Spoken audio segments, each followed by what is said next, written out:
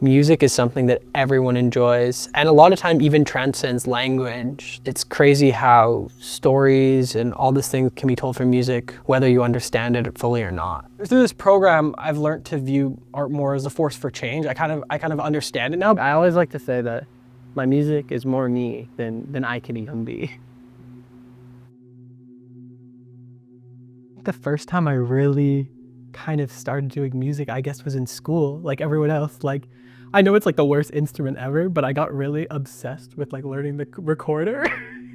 So I think the first thing of music, sadly to say, was my obsession with the recorder. And I was weirdly good at it too. So I mean, it worked out. My dad did some music, but I think when you first got into music was maybe when you took guitar.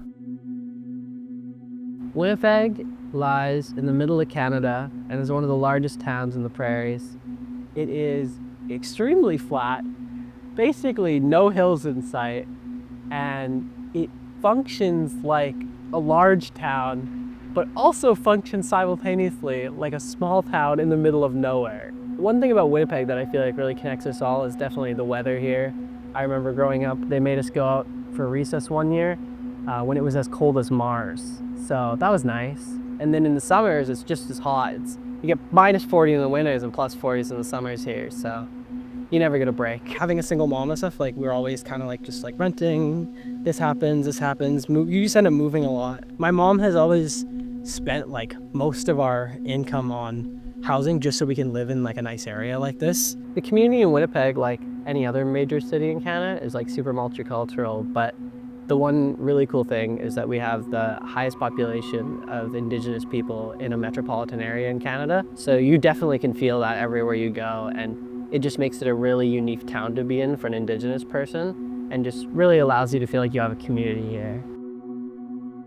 I think a lot of the challenges here is just, it leads back to poverty and generational trauma, and a lot of our government isn't doing much to help. You look at residential schools and the effect that had, but you never really think it's personally affected you. And I realized one day that the reason my dad isn't around, of course, personal issues and all that, but the big reason is leading back all the way back to residential schools, because his father was in residential schools and had a really tough time, which led to my dad having a really tough time growing up in foster care and all that. And it's crazy to think that something that feels so long ago affects me personally still today, and it still affects so many people in our community.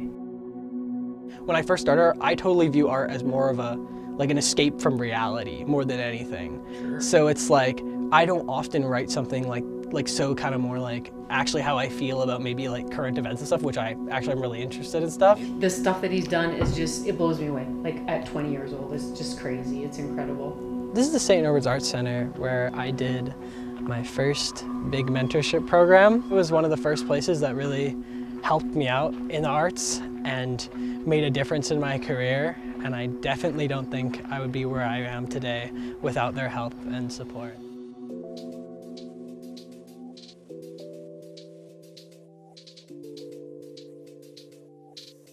I mean, I was super excited to meet you guys, obviously, but as well, I'm very excited and intrigued to get into the studio because, like you said, like it's not a song that I feel like I make every day, and especially I don't record on a beat ever. It's always just like me, my acoustic guitar, maybe throw a drummer on it. I'm playing like root note bass lines, so it's like making something produced by someone else, and I don't have like that full control. It's definitely an experience.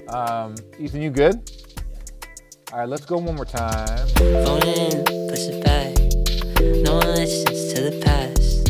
It's just a breeze along the sea. Repeat, do nothing. They'll say you got it coming, 'cause it was all just history. 'Cause we live in a world that keeps us down.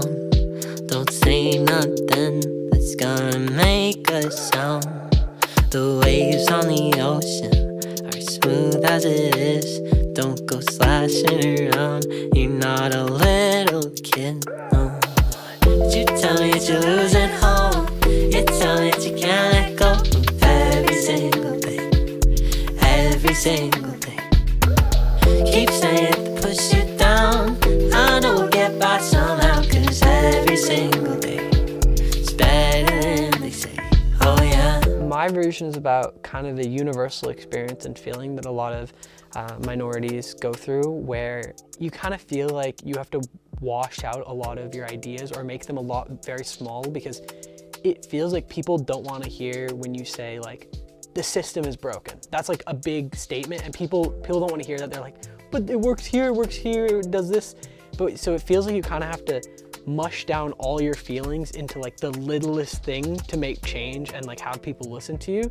Using art to kind of inform and talk about a lot larger topics is really important in a lot of aspects, because so many people don't want to ingest like the news or a book or, you know, articles or whatever. And it's a lot easier for them to just be like, let me throw on a Kendrick song. And then you listen, and without even knowing, you are being informed on so many different things.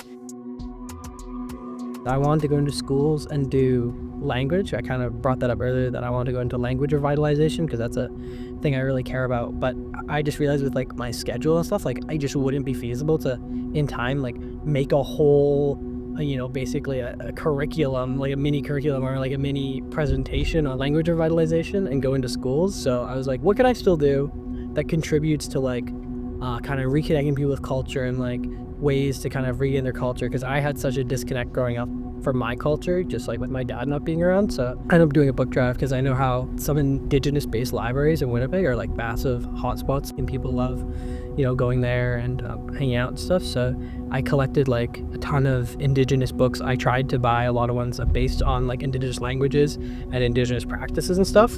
I posted on social media and like had all my friends post around and then collected a bunch of books for the library. So it was really fun.